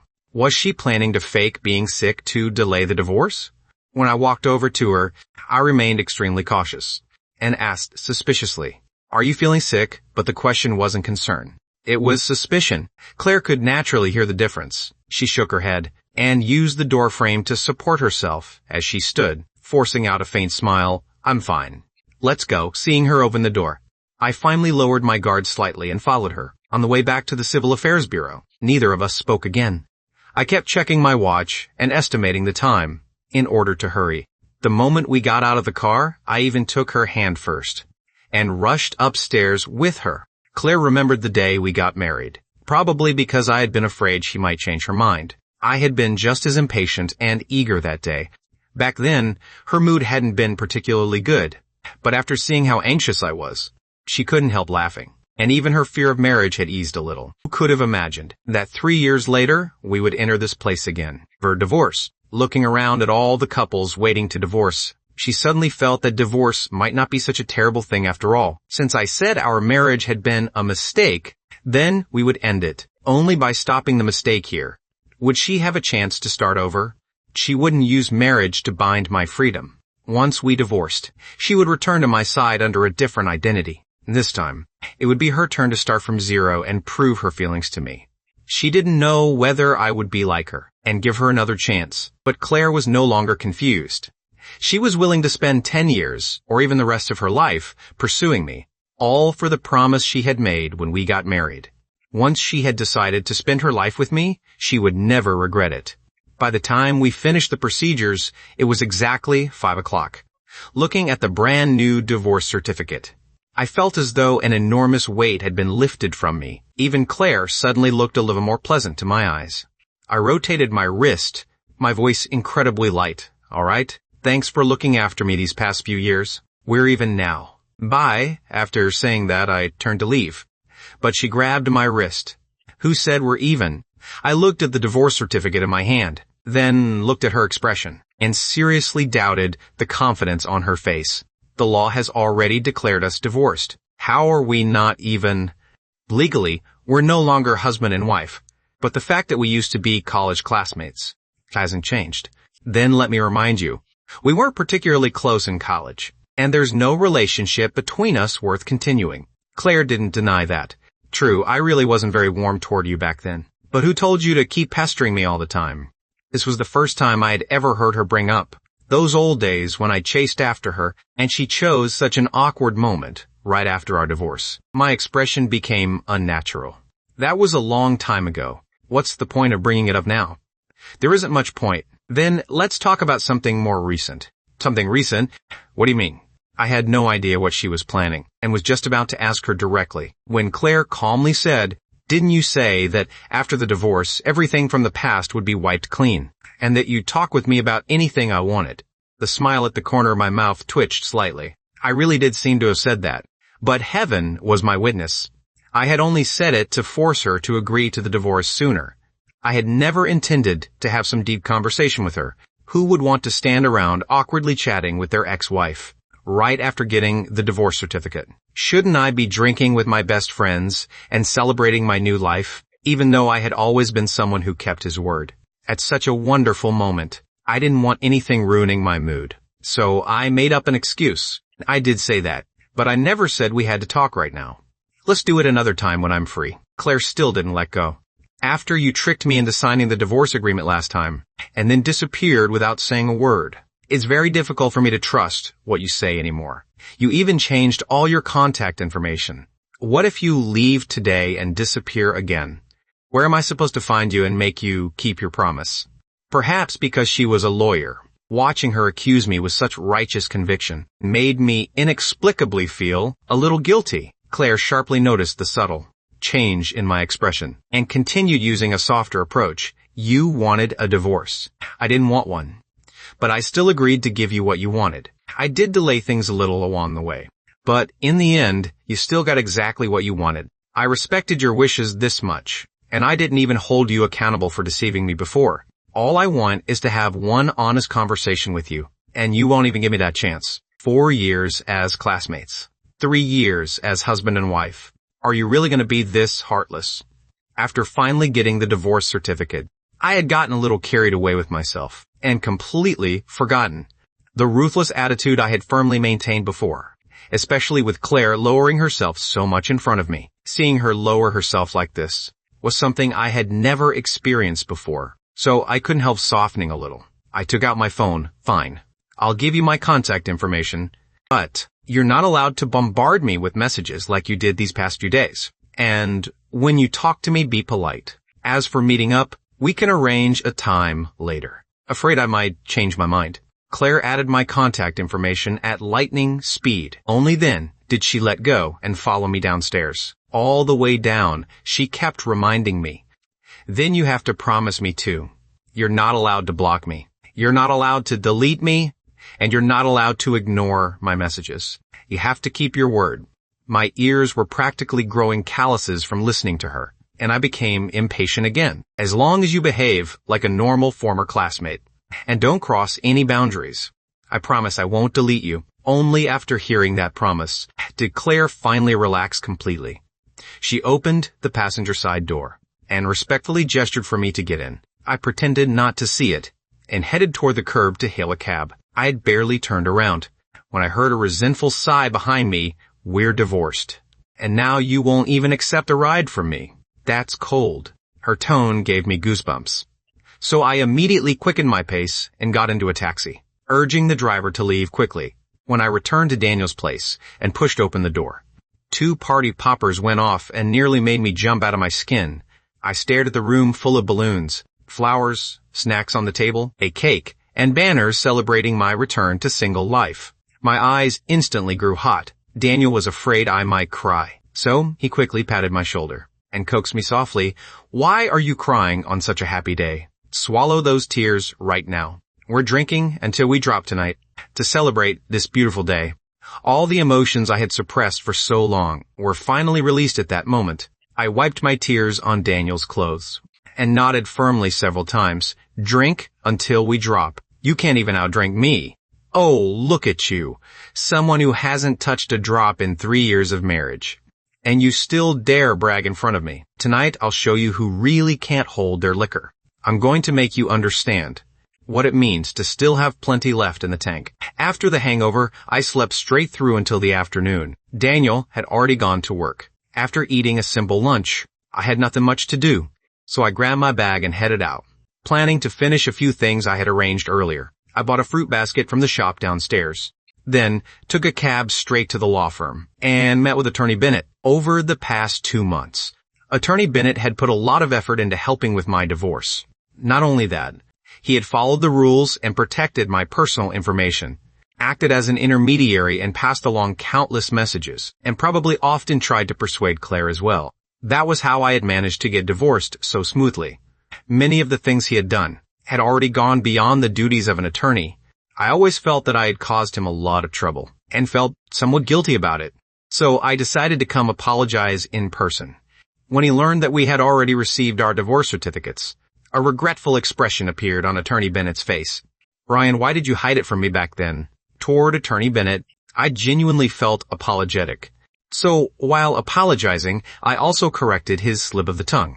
Claire and I are already divorced, so calling me her husband probably isn't appropriate anymore. Attorney Bennett, if you don't mind, just call me Ryan. I never really meant to hide it from you, but you also know that Claire and I were married, without making it public. I didn't want to put you in an awkward position. That's why I never told you when the secret marriage was mentioned. Attorney Bennett could understand my reasoning, so he didn't press the matter further. It was all Claire's fault. She shouldn't have hidden it from us. I heard you two were old classmates for many years, and now you divorced so suddenly. I'm afraid neither of you has truly worked through what's in your hearts. Are you really planning never to have anything to do with each other again? That question hit exactly where it hurt. Dad, before yesterday, I really had planned to cut Claire out of my life completely. But, after seeing the way she acted yesterday, I suddenly felt that making a clean break might not be so easy, leaving aside the fact that we were classmates. Just figuring out how to explain the divorce to our parents was enough to give me a headache, knowing my parents' temper. They would probably go find Claire and make a scene, before they were willing to let it go. When that happened, I would definitely have to explain everything to her beforehand. It seemed cutting off all contact forever. Would have to wait until everything was completely settled. After thinking it through, I really wanted to sigh, but held it back. Claire and I were together for 3 years. We never had any huge fights or explosive arguments, and the divorce itself went fairly smoothly. I couldn't exactly call us enemies, but we could never go back to the way things were. As for what would happen in the future, that was hard to say. Maybe we would stay in contact, or maybe we would eventually go our separate ways, seeing that I hadn't completely closed the door. Attorney Bennett felt a little relieved. Over the past half-month, Claire had nearly driven herself insane trying to stop the divorce. She had practically reached her breaking point. After all, she was an apprentice he had personally trained. So naturally, he was somewhat worried that after the divorce, she might completely fall apart. But judging from the current situation, things didn't seem entirely hopeless yet. There might still be a chance to turn things around. Attorney Bennett himself wasn't certain, but for Claire's future happiness, he still tried to put in a few good words for her. After chatting a little longer, I stood up to leave. Attorney Bennett opened the door for me, only to be startled by Claire suddenly appearing outside. He clutched his chest and patted it repeatedly. "Why are you hiding outside my office like that?" Claire's gaze went straight past him and locked firmly onto me inside. Only then did Attorney Bennett realize what was happening. He quickly stepped aside, practically ushered me out, then shut the door at lightning speed. I was startled too. Before coming, I had specifically asked Attorney Bennett, and only came because I knew Claire was off work today. Precisely because I wanted to avoid her. Who would have thought? She somehow received some insider information and came running over anyway. I still had 2 drinking gatherings scheduled afterward and didn't want to waste time arguing with her here, so I bluntly told her to move aside. Claire took 2 steps to the side and let me pass. I didn't hesitate for even a second before heading downstairs. The moment I walked outside, I realized a torrential downpour had started. The water on the street was already up to my knees. Looking at the completely deserted road, I froze. I pulled out my phone and tried to call a cab. But even after 10 minutes, no driver accepted the ride. Meanwhile, the rain only grew heavier. With no sign of stopping, the weather forecast said it wouldn't end until around 7 or 8 that evening. Was I really supposed to wait here for 6 hours? Need some help. I turned around and saw Claire leaning against the doorway, looking at me with concern in her eyes. I pretended I hadn't heard her, and didn't respond. Claire didn't seem embarrassed at all, and simply continued talking. The last time it rained this hard was about a year ago, wasn't it? We were both at home resting that day, and you said you wanted to make a cake yourself. Her voice blended with the steady sound of rainfall, as she continued, slowly recounting memories buried deep in time, with nowhere else to go. I had no choice but to listen as she reminisced about the past. The longer I listened, the more images began surfacing in my mind, and my originally calm emotions gradually began to stir, from our first date to the heavy snowfall after we got married. Claire seemed completely immersed in those memories, and the nostalgia in her voice grew stronger. Every memory she spoke of sounded warm and beautiful, but to me, all I felt was the desolation of something long gone. I finally couldn't take it anymore, and interrupted her. Since you have so much free time, why don't you drive me and make a little extra money? Having achieved her goal, Claire immediately ushered me into the car, afraid I might be bothered again. The moment I got in, I closed my eyes and pretended to sleep. Claire didn't say anything else, as long as she could see me sitting beside her. Her heart gradually settled. After we reached my destination, I took a $100 bill from my wallet and handed it to her. Thanks, keep the change. Claire didn't refuse. She accepted it with a smile, happy to be of service. Feel free to contact me whenever you need a ride.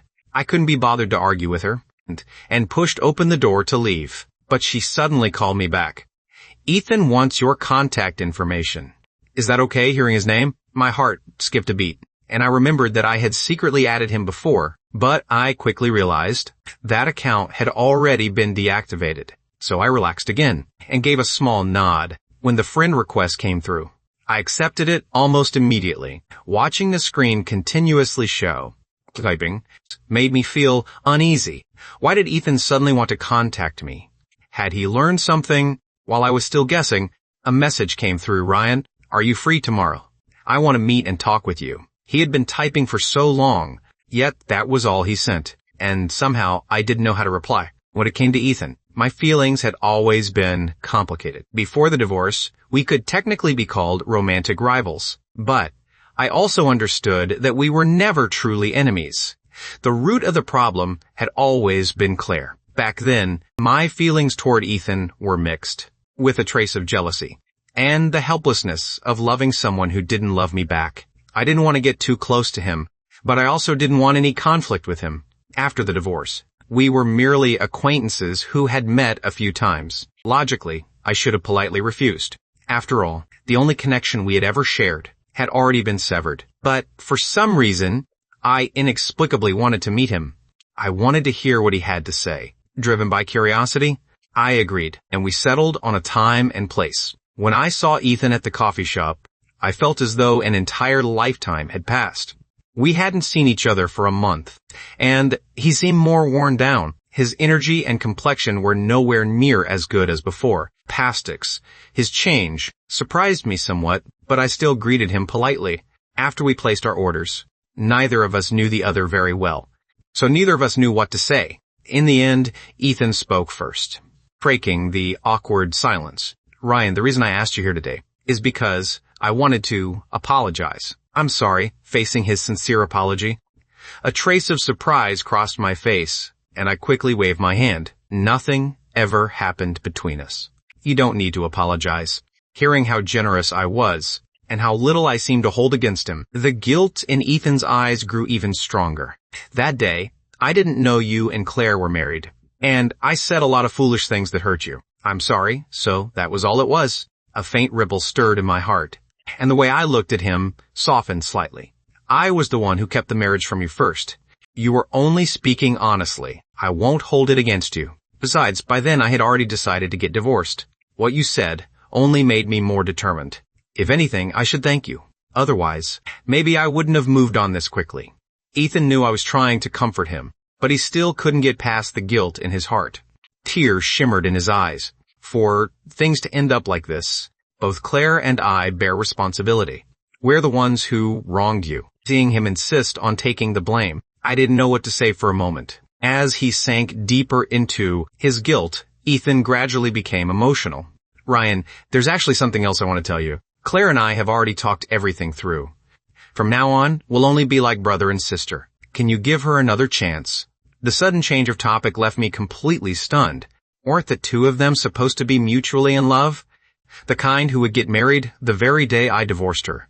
So why had everyone suddenly started trying to convince me to get back together with my ex-wife? That question had been lingering in my mind for a long time, and this time I finally asked it.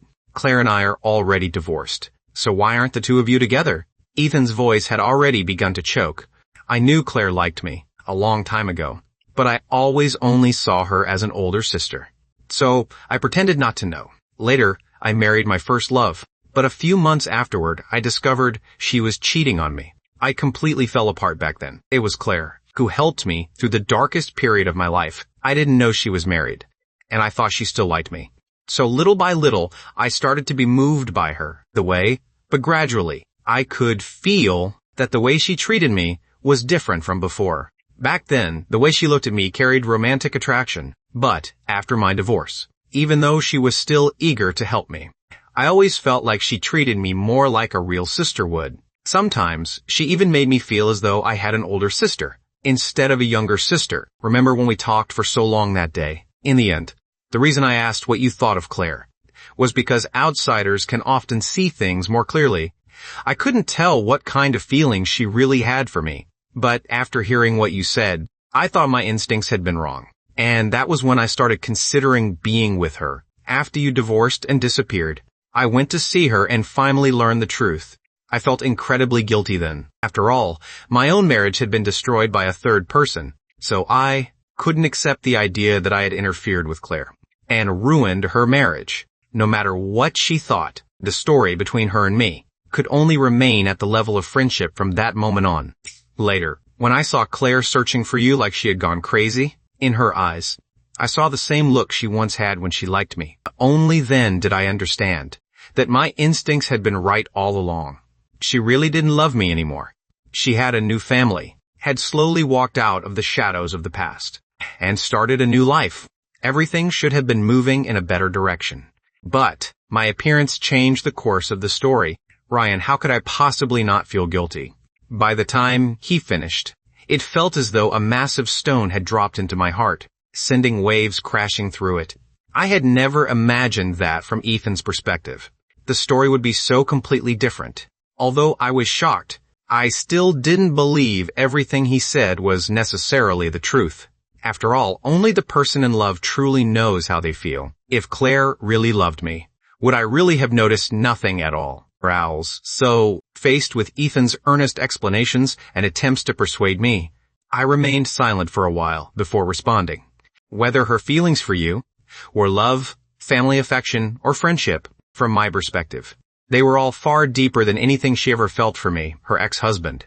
And the reason I divorced her wasn't entirely because you appeared.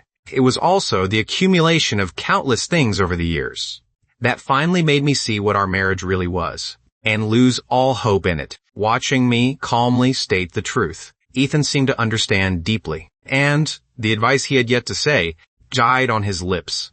Our eyes met across the table. I looked at his slightly reddened eyes and let out a soft sigh. At the end of the day, this was always a private matter between Claire and me. You're innocent, and never should have been dragged into it. Now that Claire and I are divorced, it's already an established fact. If even I, the person involved, can let go and move on, why should you, an outsider, keep tormenting yourself over it? Let everything go and live your own life. You and I still have time to start over. Although our conversation ended, Ethan's emotions remained unsettled for a long time. He sat there alone for quite a while, before finally understanding what I meant. Everything that happened yesterday should die with yesterday, and everything today should be born anew with today. In that instant, all the dark clouds and thick fog weighing on his heart finally dispersed. He stood up and walked to the private room next door, then pushed open the door. The room was deathly quiet. Looking at Claire silently leaning back in her chair, he softly called out, "Claire, are you okay?" Every word of our conversation just now had reached Claire's ears without a single omission. She wasn't okay, but in front of Ethan, he restrained all her emotions and pretended to be calm. "I'm fine." There was a slight tremor in her voice, and Ethan noticed it immediately. He lowered his head and sat across from her, thinking for a long time before finding a few words of comfort. I can understand how Ryan feels. I don't know what happened between you two during those 3 years, but I imagine he must have been very unhappy. That's why he wanted to end everything and start over. Claire, if he has already let go of the past, then you shouldn't keep tormenting yourself either. How could Claire not understand what Ethan was saying? But she also understood that all the pain and despair I had experienced in our marriage had come from her. She was the one responsible for this ending. So what right did she have to talk about letting go? No amount of consolation could help her now. She also didn't want Ethan to keep worrying about her. So she changed the subject and said she would drive him home before they parted. Ethan asked her one question. Claire, can you really let Ryan go? No, probably not, Claire thought. A sorrowful smile appeared on her face, but there was determination in her voice. He chased after me for 10 years, and although I married him, I never truly kept him in my heart, or treated him the way I should have. So losing him is nothing more than the punishment I deserve. After 3 years as husband and wife, he has already become an indispensable part of my life. How could I possibly let him go just because I say I will? Whether he hates me or despises me, I still want to try again. Whatever the outcome, I'll follow my heart. Ethan didn't try to persuade her anymore. He raised his hand and waved, a sincere smile appearing on his lips. Claire, thank you for taking care of me all these years, and I hope you eventually get what you wish for. After saying goodbye to all my friends one by one, I packed my luggage and prepared to continue the trip I hadn't finished. Daniel took me to the airport and hugged me without wanting to let go. Be careful about everything while you're traveling. If anything happens, call me immediately. If you see anything delicious, fun, or beautiful, remember to take pictures and send them to me. And if you get tired and need somewhere to rest but can't find a place, just come back. You know the password to my place anyway. Listening to him ramble on and on, my face was filled with helplessness. I'm going traveling, not moving away permanently. Can you stop being so sentimental? A few simple words instantly ruined the emotional farewell. Daniel couldn't resist pinching my cheek. You heartless jerk. I'm just worried you'll get carried away again. Last time you disappeared for days without replying to my messages. How could I not remind you a few more times? I've explained it hundreds of times. I replied to you telepathically, and you're still holding it against me. We bickered like children for a while, until boarding time approached. Only then did we reluctantly say goodbye. I carried my bag through security, and was still looking for my seat on the plane, when Daniel's message came through. I just saw someone from behind who looked a lot like Claire. That one sentence immediately put me on guard. I instinctively looked around, but didn't see that familiar face. Only then did I relax slightly. He probably saw the wrong person. There's a very good chance it really was her. Be careful. I was still skeptical. I hadn't told anyone about my travel plans, so how could Claire possibly know? But just to be safe, I still messaged Attorney Bennett to ask. Claire submitted her resignation the day before yesterday. I don't know where she went afterward. The instant I saw that message, a bad feeling rose inside me. Claire had resigned. Could the person Daniel had just seen really have been her? While I was still wondering, a familiar voice suddenly sounded behind me and immediately revealed the answer.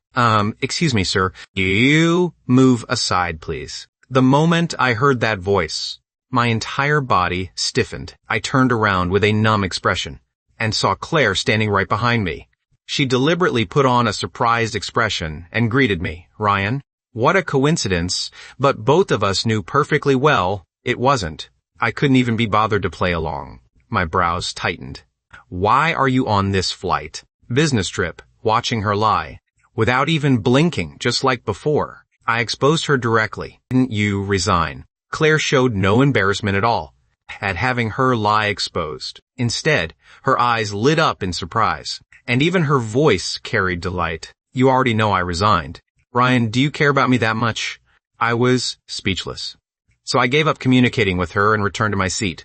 To my surprise, Claire sat down beside me too, and, under my suspicious gaze, waved her boarding pass. We're sitting next to each other. You're stalking me, aren't you? Attorney Claire. That's illegal. Then show me evidence that I'm stalking you. Otherwise, that's defamation. Ryan, naturally, I couldn't produce any evidence. So I could only try reasoning with her. We're already divorced. Can't we just live our own lives? Why do you insist on following me around? Seeing how agitated I was, Claire realized I was probably getting angry, and her mood immediately sank. You promised. You would have a proper conversation with me. But you haven't said a single thing, and now you're leaving again. I was only afraid you'd disappear again. I stared helplessly at the ceiling, then took a deep breath, and turned toward her with an unusually calm and pleasant expression. Fine. What do you want to talk about? Let's talk now. I'm all ears. Was it because you saw that photo album that you decided to divorce me? Claire finally asked the question that had been troubling her. I didn't hesitate, and answered her honestly. Yes and no. I had already been thinking about divorce for a long time. The album was only the trigger, even if I had never seen it someday later. Once I could no longer endure the marriage, I still would have asked for a divorce. The certainty in my voice made guilt rise in Claire's heart again. I didn't do enough. If you were so unhappy with me, why didn't you tell me? I glanced at her, my tone light and indifferent. You never told me you liked Ethan either. I simply followed your example and chose silence. Seeing that I still misunderstood her even now, Claire hurried to explain. I did like him once. But that was a long time ago. After we got married, I slowly let him go. I wanted to build a real life with you. I didn't want to hear any more of her weak, empty explanations. So I cut her off directly. I don't care when you stopped loving him, and I don't care whether you were ever sincere with me, because all of that is already in the past. I don't want to waste any more energy on things that aren't worth it. Do you understand what I mean? Looking into my clear and resolute eyes, Claire could only swallow all the explanations she had prepared for so long, back down. Her hands clasped tightly together, her knuckles turning white from the force, leaving only deep helplessness and sadness in her eyes. I didn't care what she was feeling now. I was only grateful that the world had finally become quiet again. I put on my headphones and eye mask, preparing to get some proper rest as the plane passed over Northbridge and soared beside the clouds. The cabin gradually fell silent. Claire turned her head and looked at my peaceful sleeping face so close beside her, the turbulent emotions twisting through her heart. Tile slowly began to settle. Since I resisted talking about the past so strongly, she could only stop. But that didn't mean she was giving up. 2 hours later, the plane landed at Riverton Airport. I pushed my luggage toward the pickup area, only to catch sight of Claire standing behind me again in the rearview mirror. I couldn't help glaring at her. We've already said everything there is to say. Are you still planning to follow me around? I wouldn't say we've said everything. We've only wiped clean what happened during our marriage. But there are still the 7 years before that and the rest of our lives after. Don't we still have plenty to talk about? What's there to talk about? I secretly loved you for 7 years. And after the divorce, we'll each live our own lives. What else is there to discuss? Claire quietly looked at me, even though so much had happened between us.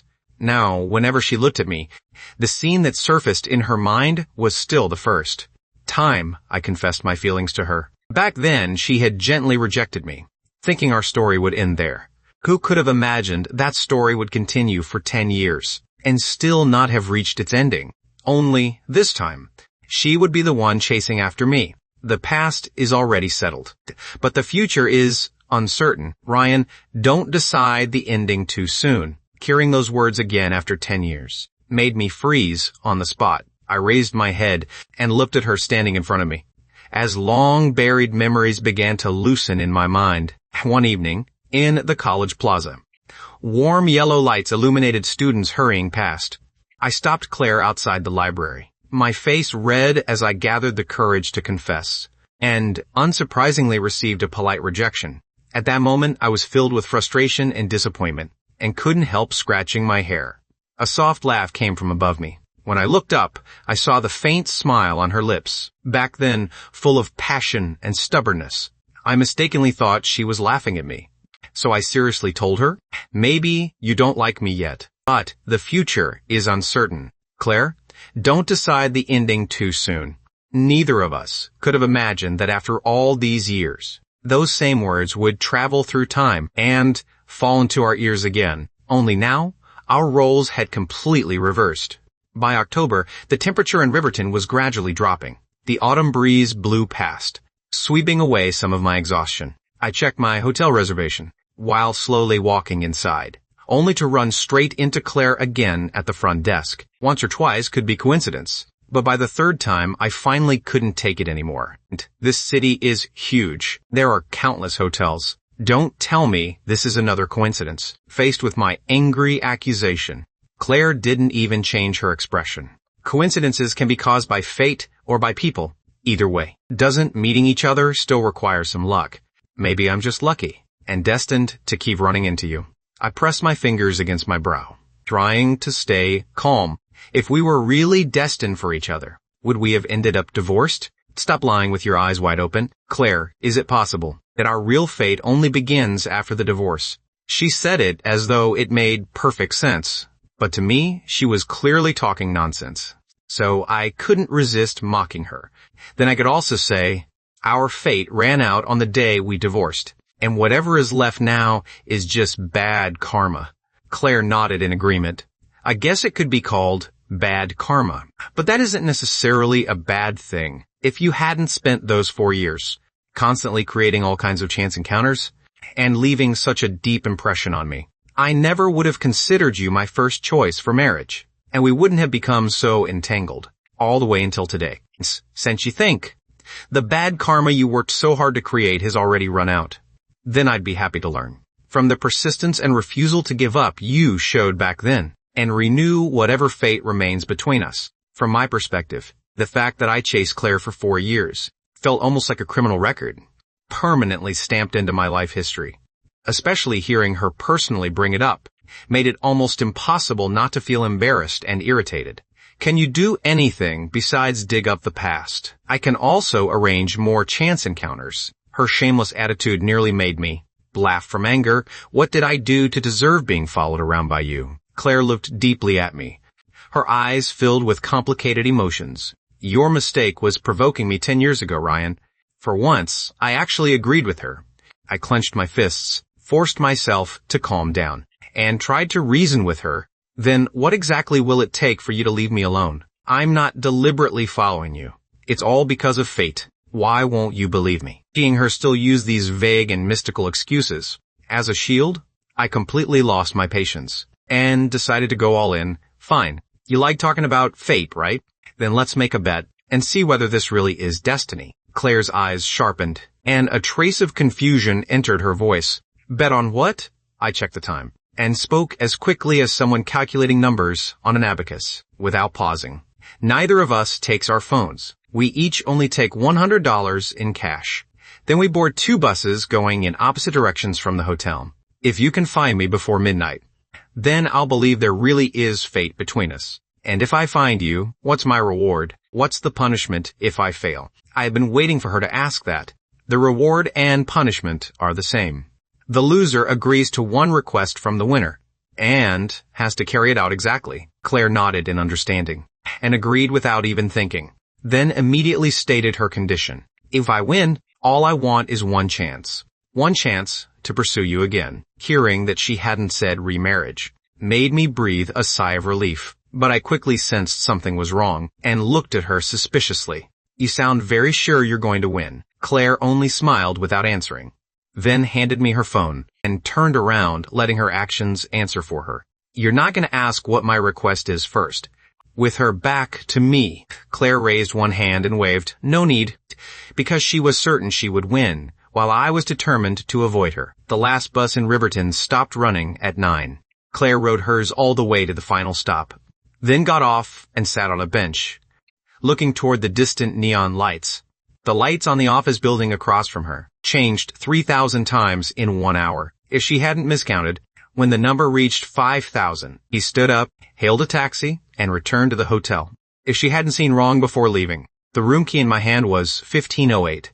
After stepping into the elevator, she pressed the button for the 15th floor.